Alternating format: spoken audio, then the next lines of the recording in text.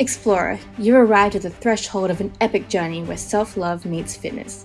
Gather your courage as we seek to challenge the limits of our bodies, become mentally resilient, and learn to cherish ourselves for the beautiful individuals we are. Along the way, we'll be joined by incredible mentors in the pole and fitness community who will share their wealth of knowledge to help you blossom. This is the Pole Adventures podcast, and your adventure starts now. Welcome, explorers, to another episode of Pole Adventures. I'm your host, Paris, an eternally struggling pole dancer, here to bring you the wisdom of Pam Moore.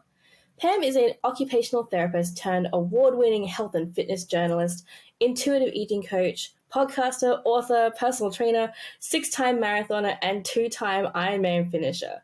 She has such an incredible fitness background and helps people heal their relationships with food, exercise, and their bodies, and that's what we're going to explore today. So thank you so much for coming on. Paris, thank you for having me. I'm so excited to be here.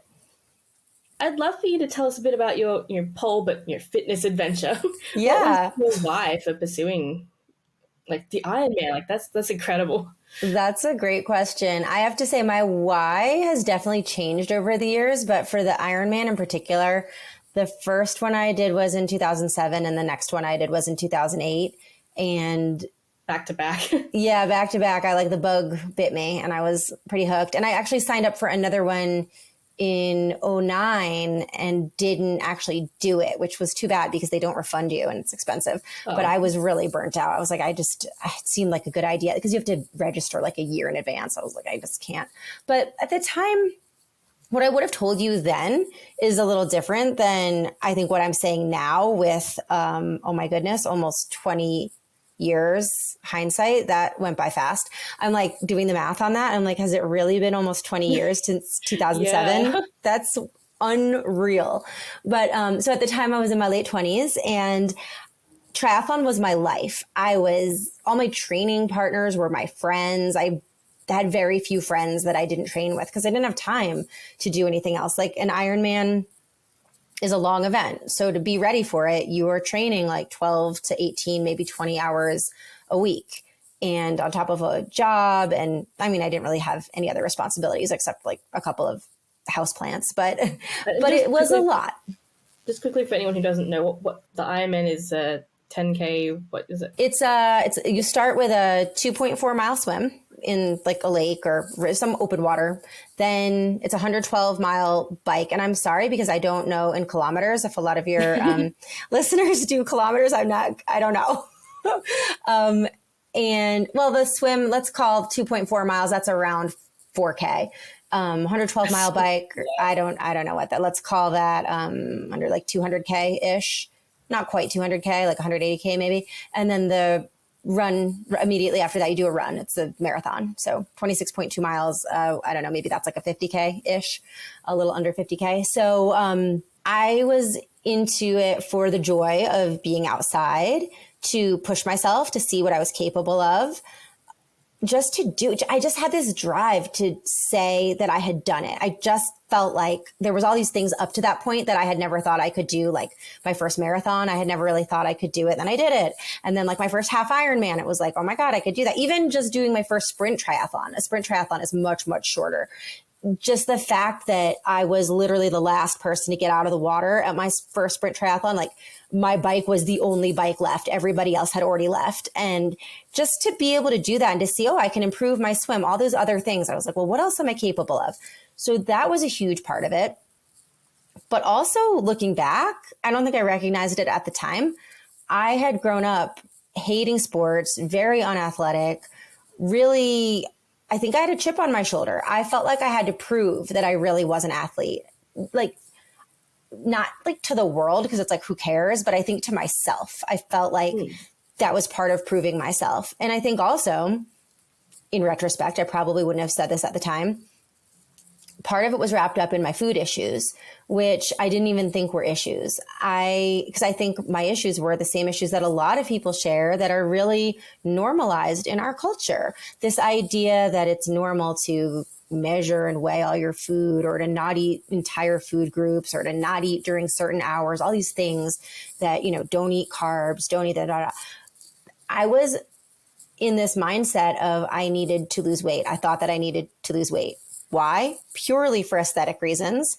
And purely, I thought that looking a certain way would be how I could accept myself and how that I could love myself and how I could finally feel like I belonged. Like I wanted to look like an endurance athlete. And I now realize endurance athletes and all kinds of athletes can look any number of ways. But at that time, I wasn't aware of that. I just thought, I don't know if I fit in. I need to be leaner. And so I thought, well, if I'm training for an Ironman, I basically have license to eat whatever I want because I was trying to squeeze like 9 workouts into 6 days, right? Instead of 1 day completely off, 6 days a week I was working out. 3 of those days I was doing 2 workouts in a day. So that's a ton of exercise. What was ironic was I didn't even lose weight. I mean, maybe I lost a few pounds. I didn't look appreciably different because you're doing all that activity. Number 1, you're hungrier, so you got to eat. Number 2, I've come to realize, and there's science around this, like our bodies want to settle at a certain weight, and it's not as changeable as I think the health and wellness industry wants us to think that it is. So yeah, we can dive more into any of that. I don't want to like talk forever, but that's why. Oh, wait. And finally, one last thing. I don't know if I really would have gone for it in terms of the Ironman, except that a good friend and training buddy, we had kind of talked about it in like a very roundabout way at one point. And she had said like, well, I'll do it if you do it. And I was like, yeah, I'll do it if you do it. And then she signed up. And I am very competitive. Yeah. To me, that was like her like throwing the gauntlet down, like, or maybe she didn't sign up. She said she was going to. I don't know. She was planning on it. And I was like, oh, I kind of felt like, not that it was a competition between us, but I kind of felt like I'd be like a loser or something. Like if she was doing it, I had to do it. So that was kind of the final deciding factor. I had been thinking about it when she said she was. I was like, okay, I'm in. Yeah. I mean, you did it. So that's the... And twice. And twice, because I'm really crazy. Did you do better the second time? No, I did worse. Oh. It was a harder course, but also I think I was really burnt out. Like it was a lot of training and I had moved to high altitude. I had been at sea level. I moved to altitude and my body was giving me all the signs that I needed to slow down or take a break. And I wasn't paying attention to any of them. So yeah, by the time the race happened, I wasn't even excited. I just wanted to get it over with. But I had fun. I met a friend, I would think on like the 16th mile of the run, me and this woman started running together and we just chit chatted the whole rest of the way to the finish line. So I made a friend. Yeah, that's awesome. Yeah. And, through your extensive fitness journey, have you had any, what's an embarrassing moment that you can share without Sure. There's been many. The first one that comes to mind is, there was, what can I say? It was like an incompatibility between my underwear and my pants. And I was on a long run with a friend, a coworker. And I was trying to make it work. Have you ever had that experience where like your underwear is like sliding down and the only thing that's keeping it up is like the fact that you're wearing pants? And it was just, It was so uncomfortable. So I was like stopping every 3 minutes to be like, hang on. And he was a dude. I was like, I know these are not problems you'd probably identify with, but like, I just have to deal with this. Like every 3 minutes, I'm like pulling my underwear up. Finally, I was like, this has to end. I cannot deal with this. It was cold. It was like December. We were on a 16-mile run. We were probably 4 miles into it, but I was like, I cannot do 12 more miles like this. So I found, as I recall, this is a long time ago, but I found like a bush in somebody's yard and I went behind it because there was nowhere else to go. And I took off my shoes, I took off my spandex, I took off the underwear, and then put the pants back on and just stuffed my underwear in my pocket. And I was like, okay, I'm good to go now. We can keep running. Hey, you got to do what you got to do. Yeah. But I'm probably going to come up with something that was like really embarrassing, like an hour from now or like tonight when in the middle of the night, I'm going to wake up and be like, that's what I should have told Paris. But that's the first one that comes to mind. We always do that. We always like the backwards thinking. Yes. But yeah, I mean, to kick us off, what exactly is intuitive eating? Oh, yeah. Intuitive eating, to me, intuitive eating is a way of eating that gets you back in touch with the way you would eat if it weren't for diet culture. And for listeners who may not be familiar with the term diet culture, Diet culture is the idea that thin is healthier, thin is better, that it's just a given that we all just want to be thinner. You know, when you see a menu item that's called like sinful chocolate cake, or like I love wheat thins, and I don't know if do you have wheat thins in Australia? I don't think so. It's a cracker. I love them. And I think one of the reasons I love them is because my mother would never buy them, but I love them. And the package used to say guilt-free. So the idea that like you would feel guilty about food, the idea that you would say something like, I'm being good, I'm having a salad, or like, oh, I'm being bad, I got the brownie, and like everybody would know what you meant. Like that's diet culture, right? Diet culture is just, it's all around us. It's the fact that, you know, the celebrities that are the leads in movies and shows, they're all thin. And the bigger characters are always like the funny, weird sidekick, but never the lead, right? That's all diet culture. All these things that are trying to separate us from our appetites and our cravings. You know, intuitive eating is trusting yourself to know what is best for you. And I think one of the misconceptions about intuitive eating is that it's a free-for-all, so to speak. Like I've seen a lot of intuitive eating accounts on social media, and you see a lot of donuts, you see a lot of ice cream. And if you don't scratch the surface, I can see people thinking, oh, well, okay, so it's eating ice cream, it's eating donuts, or it's eating whatever you want. And yes, it's eating what you want, but it's so much more than that. It's giving yourself permission to eat what you want when you want it, as much as you want, with the knowledge and the trust that if you give yourself that true permission, then it takes the allure away from the food. Like when you see something as forbidden, it becomes that much more appealing. When it's no longer forbidden and you look at, you know, say the wheat thins, for example, like that's like a food for me that has been problematic in the past. But if I know, wow, if I wanted to, I could actually eat 10 boxes of wheat thins right now. I really could. And you just eat them like there's no emotional charge. It's like I really can have them. It becomes unemotional after a while. You habituate to the food and you can decide whether you want it from a place of true knowing and being a little more rational about, and it's not just about, oh, what would taste good right now. Intuitive eating is also what would make me feel good later or tomorrow. Like, you know, for athletes, for example, you might not be super hungry right after a workout, but you know you need to replenish. So you'll eat because long term, it's what you need. Like, you know, experience has shown me I'm going to feel pretty slow and tired tomorrow if I don't do this now. So it's right now, what do I want? But also long term, how do I want to feel? And it's just, a lot of it is being curious. A lot of it is meeting your cravings and your desires and your appetites with curiosity instead of judgment. You know, it's 4:00. I'm hungry. Oh my gosh, but dinner's not for 2 hours. Well, who cares? What you want is more important than like what time it is. You know, you wouldn't tell yourself, oh, I have to pee. Well, gee, I just peed 45 minutes ago. I can't do that now. So it's just. So, I mean, that's intuitive eating in a nutshell. Yeah, I think I've been doing that a lot lately, just especially like, you know, moving out and being, you know, my own cook instead of like, you know, with my parents. And, you know, you don't have to have dinner at a certain time. You just eat when you're hungry, and it, you know, I think it helps. But how would you, I guess, balance that with, you know, a healthy weight and not accidentally, you know, just think, okay, I can eat num num num num num. Well, I think the idea of a healthy weight can be a misnomer, because weight alone, like weight's not a behavior, right? Weight, I guess, yeah. Being but healthy. Sure. A big principle. I mean, there's 10 principles of intuitive eating, and one of them is gentle nutrition. So we do look at, I think the nutrition piece comes in where you're looking at, well, how am I going to feel? How's my energy going to be?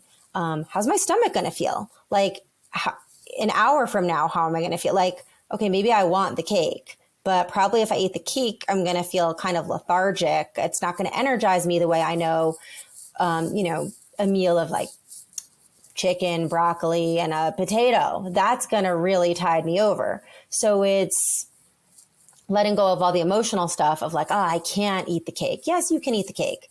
But how are you going to feel if you eat the cake? Like, you know, you're going to feel better if you eat your vegetables.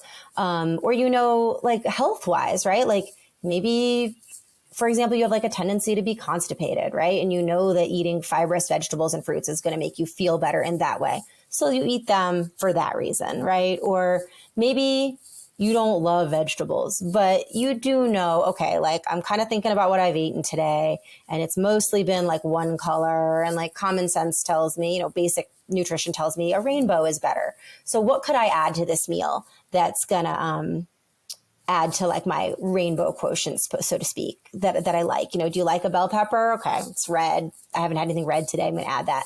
So it's like looking at things from a heart and like craving kind of perspective, but also a brain health perspective. And the idea is that your weight will fall where it falls. If you are, another principle of intuitive eating is what do they call it? Gentle, feel the movement. It's exercise or movement. Yeah. Movement in a way that feels good. Movement in a way that is not going to feel like a punishment, that is not going to be, oh, I've got to eat this to make up, or I've got to exercise to make up for what I ate. It's sort of like, what is a form of movement that feels, or forms of movement that feel nourishing and fun to you? Do those. So like for me, like I love to exercise hard and like work up a sweat, and like I don't do Ironmans anymore, but like I lift weights, and I lift really heavy weights, and I love to see how heavy I can lift. But there are going to be days where I'm like, I don't know, my low back hurts a little bit. I think today a dog walk is going to do it for me. That's going to be my exercise today. So it's tuning into your body in that way. But the idea, back to the weight question, the idea, a lot of intuitive eating is I think the hardest part for me and for a lot of my clients is letting go of the idea that you should be a certain weight, and knowing and trusting that if I eat in a way where I'm getting adequate nourishment from a variety of, eating a variety of foods, including, the more nutrient dense ones, and including the ones that just taste good, like cookies or whatever. And I'm moving in a way that is nourishing, not to punish myself. And I'm honoring my emotions, not just by eating. Like, yes, we can emotionally eat, but we can also do other things, right? You can write in your journal, call a friend, there's a million other things you can do besides eat when you're feeling low. If all of that is in harmony, the idea is that your weight will settle where it's meant to settle. I think we have this idea that everyone is supposed to look a certain way. We're supposed to all be like a size 2 or something. And that's just not how bodies operate. And I'm not here to say you shouldn't lose weight, right? If someone wants to lose weight, I would say to them, okay, well, let's talk about why. Number one, what do you think will be different when you lose weight? And is that really true? Maybe they'll say, I don't know. No, when I've lost weight in the past, it didn't really solve my problems. Or maybe they'll say, yeah, it would feel better. But then you go, okay, is that a cost that you're willing to pay? What would it take for you to get to the size that you think would be the acceptable size for you? How much effort is that? How much life energy are you giving to the pursuit of thinness, as opposed to all these other things that really light you up, like being with your family, being with your friends, going on adventures, traveling, pole dancing, whatever it may be. And only you, or not you, Paris, but only an individual must decide that for themselves. But yeah, does that answer the question? Yeah, I think that's a really good, thing to keep in mind. Like the whole, you only have so much energy to, you only have a pie of energy. Where are you going to put it? Is this going to serve you for, the coming years, or is something else going to do it better for you? Yeah, and yeah, and I mean that's somebody else in your ear saying, you should be thin, or you should be this. Yeah. So a big piece of intuitive eating is undoing all that's been done to us through the culture of media and parents and friends and magazine articles and even healthcare. I've heard so many heartbreaking stories of people in bigger bodies going to healthcare providers, and they might go in for like an ear infection and being told, hey, have you thought about losing weight? And it's like, whoa. Why should someone be shamed for their size just because they're there for an ear infection? Like, that doesn't even make sense. Just the idea that your health problems would be blamed on your weight without a second glance. I've had actually quite a few people in bigger bodies on my podcast telling me, my podcast, I interview athletes. So these women are very active, and they've told me, I go to the doctor and they say things like, without even asking me what my life is like, they'll say, hey, have you thought about exercise? It would be good for you to walk a few times a week. And they're mortified and they're just like, what, you don't even know me. Like I'm an athlete, right? And so the fact that this weight stigma is even coming from healthcare providers, that just tells you how deeply ingrained this pursuit of thinness is in the culture. And that's why I think it's easy to sort of like beat yourself up for, you know, trying to let go of your fat phobia and trying not to hold yourself to these unreasonable standards. But I think it's important to also give yourself some grace and realize it's very hard to let go of these things that have been surrounding us since birth. So what was your relationship with all of that like, especially, you know, when you were training for your Ironman? Not great. Training for the Ironman, I thought it was great because I was like, wow, cool. I can eat. I was hungry often, like very hungry, very often. It took a lot for me to get full. So I was always bad about respecting my fullness. I often would eat beyond the point of fullness. I think, I'm not sure why, but that was a habit that I had. And I always felt guilty about it. And then when I started training for Ironmans, it was like, I don't really have to worry too much about getting overly full because it doesn't happen. I'm so hungry. I was like a bottomless pit. So I loved it. And I thought that my food problems were solved. But again, like to my point before, like where I was saying, oh, you have to decide is it worth it? After a while, I was like, you know, when I was looking at doing that third Ironman and decided not to, I was like, even if it lets me release that anxiety of whether I've eaten too much, it's not worth it because I don't have the time or the energy or the desire to do it. But then I kind of went back to the way I was, which was constantly holding myself to this standard of like eating this and not that, and only eating this much and only eating this if I had done a certain amount of exercise but usually eating it anyway and then feeling guilty. And it was exhausting. I would like create these rules for myself and then break them and feel really bad. And one of my most and all this time I thought I was just a normal person just trying to lose weight. I look back and go, that was disordered. Like for the 6 months prior to my wedding, I was really laser focused on looking as good as possible. And by good, I mean, you know, as thin as possible for my wedding. And I was also training for a half Ironman at the time. I was training really hard. And my trainer had me like reporting to her everything that I ate. So I was writing down everything I ate. She was asking me to measure out the half and half in my coffee. I was like, it was bad. I was eating lettuce at a party when everybody else was eating chocolate. I was at my mom's house, like going into like the vegetable crisper, like I'll just have romaine lettuce. And it was just like so messed up. Yeah. Just crunching on lettuce like a rabbit. Yes. Just like a hunk of lettuce in my hand. It was so sad. But at the time I thought, oh, I have so much discipline. I'm really focused on my goal. And looking back, I'm like, wow, that's really sad. And, everything. So yeah, it was just a series of like rules, like, you know, not too many carbs or no desserts or this or that. And I would make the rules, then I would break the rules, then I would feel bad. And it really came to a head when I started counting macros. And this was when I was like 38 or 39. I'm 44 now, to just give you a time. I don't know, but it was like a part-time job trying to track all my food. I was tracking everything I ate, weighing it, measuring it. And at first I was getting leaner and feeling really good.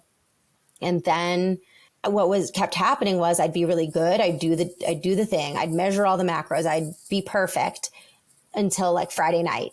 And then I would slip up. I would have a glass of wine, maybe two, raid the pantry, eating things I wasn't even hungry for again. And it was like back to like intuitive eating. I wasn't honoring my hunger or my fullness or even like what would actually satisfy me. I was eating whatever was there because I thought I'm off the wagon right now and I'm only going to be off the wagon tonight. So I might as well just eat all this food.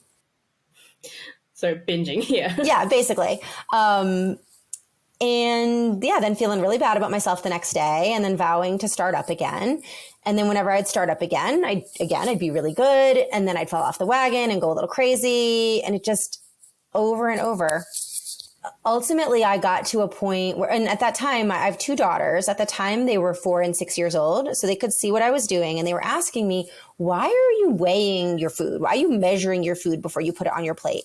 And I lied to them. I told them it was to be healthy, which it wasn't to be healthy. It was like to lose weight. But I didn't want them to think that I was trying to lose weight. Like I was trying to get them to have a healthy body image. So I didn't want them to know this. But, kids are really smart. I'm sure they figured it out. I think the energy you bring to something is way more important than like anything you can say, especially when your actions don't match your words.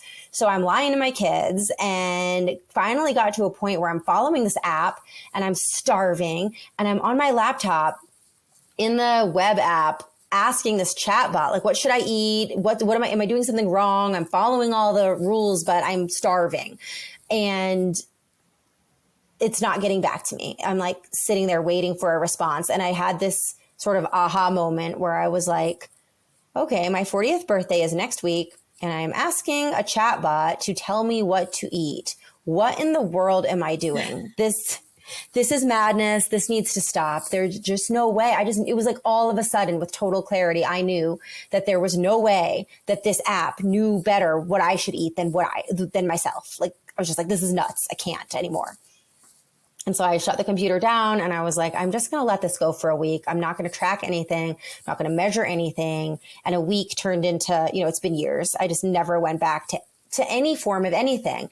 And that was literally life-changing for me. The idea of eating whatever I wanted, but not because I was on vacation or being bad for the weekend or something like that, just eating what I wanted, it just changed everything for me. And how did that really help you with your fitness and everything? That's a great question. Did it change it? It changed things for my fitness in terms, I can't exactly say whether I'm a better athlete now or then, because I haven't competed in any of the exact same events since then. Oh, wait, no, that's not true. I did this crazy bike ride last summer. It's like a 30, what is it? It's like a 25-mile climb up what I believe is the highest paved road in North America. It's called Mount Evans. It's like an hour and a half from where I live. It's really cool that we can go do that. Now, granted, the first time I did it, I was with a friend and it was informal. It was just us doing it. But I did it as part of a race. They put it on as a race. They closed the road. I did it as a race last year, like 10 years later. And I was significantly faster last year at age 43 than I was when I did it at 33. So that felt really good. So my fitness is still just as good, if not better. But what has really changed for me is my mindset around fitness. I used to feel, I would say, pretty anxious if my workout routine somehow got messed up. Or if I, for example, knew that I was going out to dinner, but was nervous about having time to fit in as long of a workout as I wanted earlier in the day to sort of, give myself quote unquote license to eat the food. I don't do that anymore. Like my family just went on vacation for 4 days and the facility, it had like a very like dinky fitness center. It didn't really have what I wanted. And like, I'm a little bit injured, so I can't run. Running's always there for you, but I couldn't run. And I was like, you know what? Now's the time to do a couple planks, do a few push-ups and go on a walk. And that's going to have to do it for me.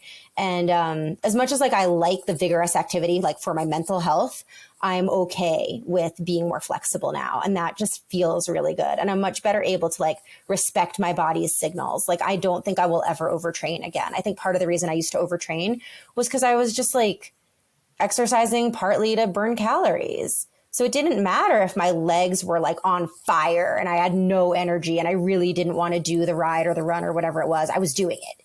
Now I can be like, okay, I'm going to cut it short. I'm going to slow down or I'm not going to do it. And I can come back fresh tomorrow. So I think I'm just like a happier athlete now. Yeah. Awesome. That's, I think, really good advice as well. Just trust yourself. Yeah. And I guess how did that like affect your body image as well?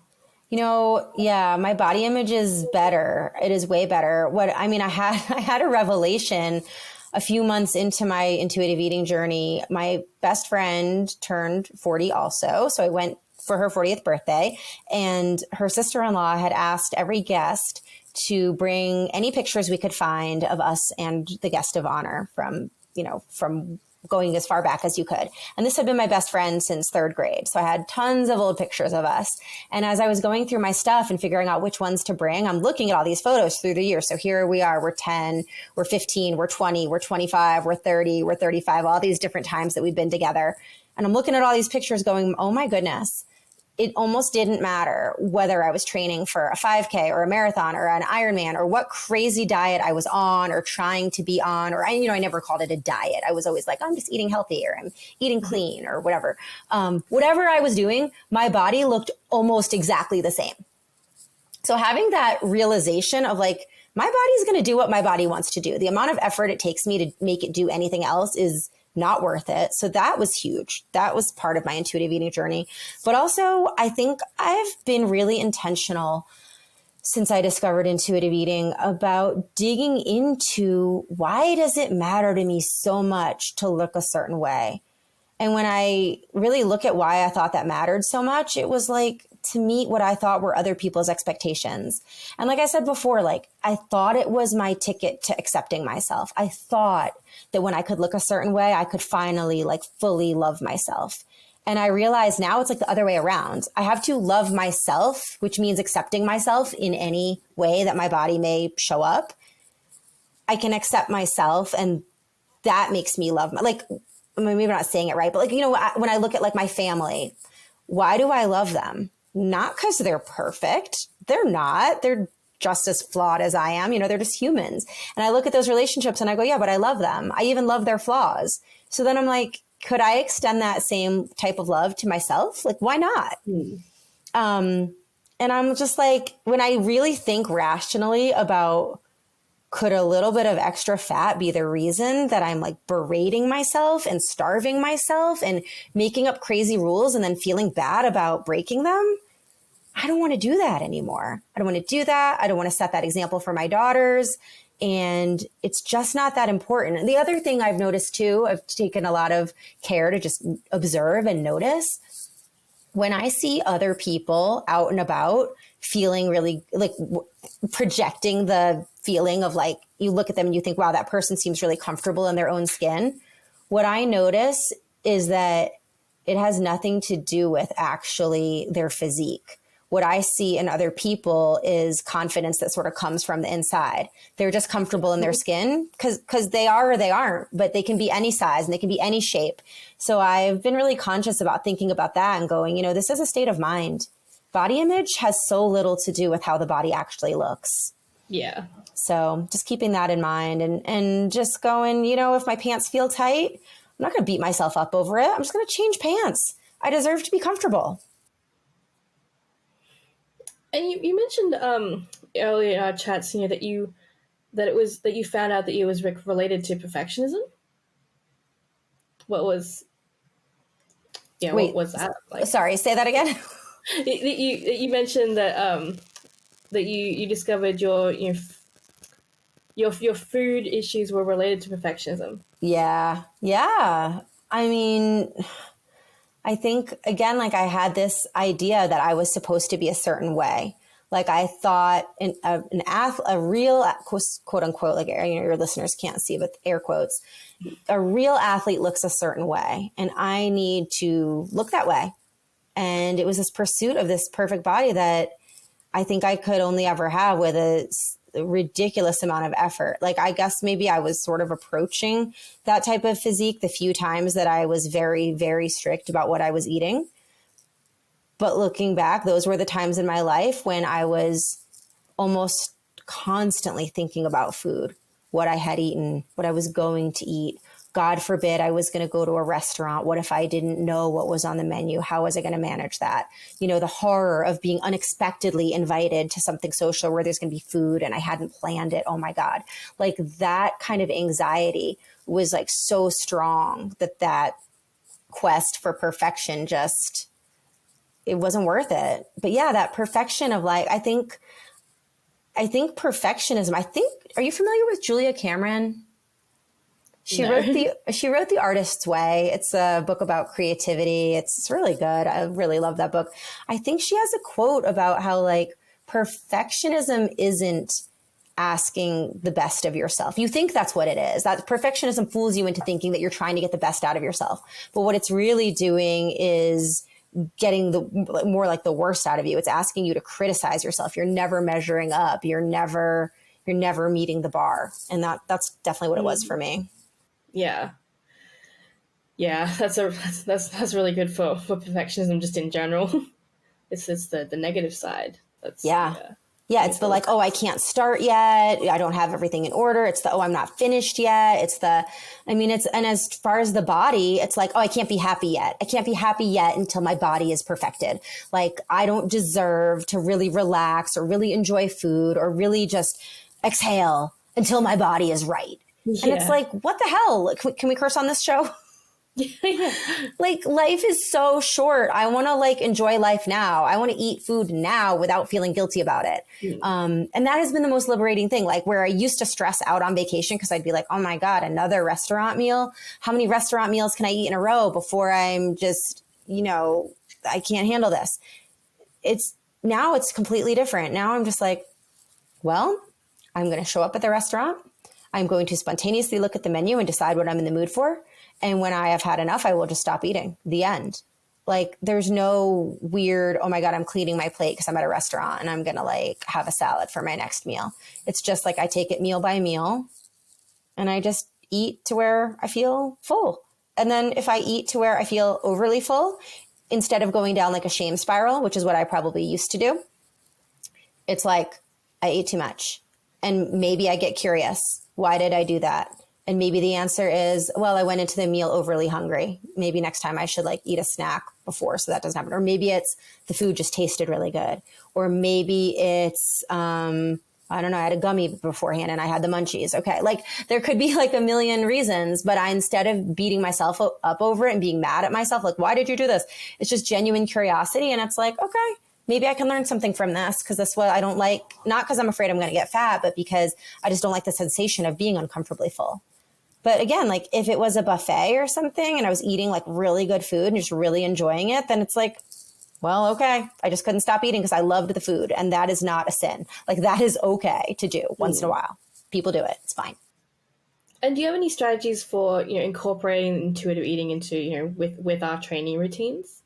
Yeah, for sure. I mean, like I said before, like it's intuitive eating is a mix of what feels good now and paying attention to mostly by trial and error, like what feels good long term. Like what can I do for future Pam, right? Not just present Pam. So for example, if I wake up early to work out, I might not be hungry before I do, but I always eat a small breakfast. Like I have a habit of always eating pretty much the same thing, like instant oatmeal, usually a scoop of flax seeds in there, some almonds, and like if it's going to be a longer workout, I'll like add a banana or half a banana, depending. But that's something I always do. Like I never skip breakfast because I know even if I'm not hungry now, number one, I'm just going to have more stable energy throughout the workout. And I'm also not, even if I don't, whether or not I feel hungry during the workout. I mean, I know I'm probably not going to feel hungry during the workout, which is great. But also when I'm done with the workout, I'll probably want to eat, but I won't be ravenous. Like I don't like that feeling of being overly hungry and just wanting like shove everything possible in your face. That never works out well, right? We don't make excellent choices when we're overly hungry. So that would be one way. Or like another way is like I've experimented with nutrition during workouts. Like if I'm doing a workout that's longer than like an hour and 15 minutes, I'm going to take in some calories. So I have experimented with what amount of calories works for me and gives me stable energy and like is easy for me to digest. So I know what works and that's what I do. And so like I'll have a gel on my bike every 30 minutes on a long ride, whether I want to or not. It's not because I'm hungry. I'm never craving a gel really, but it's because I want to have stable energy. I want to finish the ride feeling strong. And of course, like, I guess the intuitive part comes in. Like, I obviously, like, I only pick, there's many flavors of gels. I only pick the ones that I like the flavors, or like the chewy ones, like the gummies. I don't like those. Those get stuck in my teeth. So like, I don't eat those. I don't like that texture. I have no idea what gels are Oh, actually. they're like, it's like a little packet. It's like this big. What can I say to your listeners? It's like a 1 ounce package of, it is kind of the consistency of like frosting maybe, but it's not that sweet. And it's just like a way to ingest calories that you don't have to chew. And it just comes in a little package that's really easy. Oh, So you just like suck it down and then you put the empty package back in your pocket so you don't litter, and take a swig of water or sports drink or whatever you have. And it's just like a nice, easy way to get calories without having to chew or like digest too much. Now, in the sports nutrition world, there is debate. Some people are like huge proponents of solid food. I'm not in that camp because the gels are working for me, but if they don't, I'll experiment. But again, like that's another, like I would, if I was working with an athlete, I would say, well, like what works for you? This isn't about what, like, I like gels, but and then there's like a million brands of gels. Like which ones don't bother your stomach? Which ones do you like the taste? Which ones do you like the texture? But some yeah. people might say, oh, I get really bloated when I eat gels. So I would say, okay, well, experiment. Why don't you try like a quarter of a PBJ sandwich every half an hour or something like that? Or like another thing that I do as an athlete is I will eat something after a workout, even if I'm not hungry, because I want to feel good in my next session. I want to recover well. And I'll usually make sure that that meal or snack has like some protein, a good amount of carbs, and like a little bit of fat. Because I know from like a sports nutrition perspective that that's what my body needs. But then at the same time, like that night when I'm going out to dinner, what I'm not going to do, which is probably what I used to do, like I'm not going to go, I'm going to eat a big, huge plate of pasta because I earned it. Now, do I want pasta? Sometimes. And if I want pasta and that's really what's looking good to me on the menu, that's what I'll get. But I'm not going to get it just because I feel like I have a free pass to do it, you know? But speaking of pasta, like I often before a big event or race, like I'll usually eat pasta the night before because I know it has a lot of carbs and that's what I want. I want to top off my glycogen stores so that I can perform well the next day and not get into a hole before the thing even starts. So just being mindful of all those things. Yeah. Does that answer the question? Yeah, I think that's all been really helpful. So, yeah, if there Good. was just one thing that you could like let every pole dancer or fitness or athlete know, what would that be? Oh, I love that question. One thing I could let them know. I would want to remind everybody, and sometimes I need this reminder myself. I'm not like the perfect intuitive eater. I'm not the perfect, self-loving person that I'm always working toward being. But I would remind everybody that when you die and everybody comes to your funeral, hopefully they'll be saying all kinds of nice things about you, what kind of person you were, what kind of leader you were, what kind of compassion you showed, how generous you were, how creative you were, whatever it may be. But they are never going to say how great you looked in a 2-piece bathing suit. That's just not, so remember that. Yeah, that's really something to think about. Yeah.